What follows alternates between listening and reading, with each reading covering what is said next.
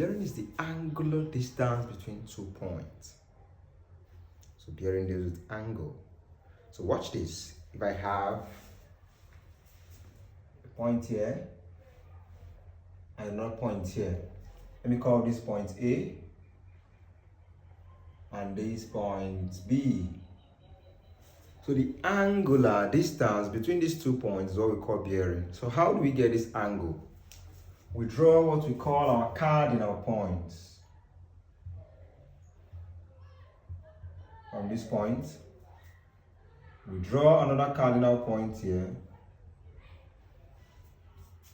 Now remember, we're talking about the distance from here to here. So the bearing now is the angle from this point till I get here. So bearing generally starts with, in the cardinal point, we call here the north, the south, the west, and the east. So applies here, north, south, west, and the east. You can use WE to remember this one. So now, the bearing of B from A is this angle here. Remember I said the bearing of B from A is this angle here.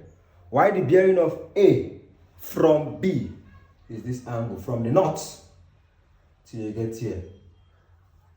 You see it now. This is the bearing of A from B, from that word from should tell you where you're starting from. So this is bearing in general. So bearing deals with measurements of angles from the North Pole to the given point. Now we have different form of representing bearing. We have the compass bearing and we have the 3 digits bearing. Compass bearing is the one that falls between 0 and 90 degrees. For example, I can have 0, okay, not 0, I can have north 45 degree east. I can also have south 30 degree west. So for compass bearing, we start with either the north or the south. Why for 3 digits bearing, we don't bother to write the north, west, east, or south. We just go straight to the point. You write the 3 digits. Remember the name 3 digits, so it must be 3 digits.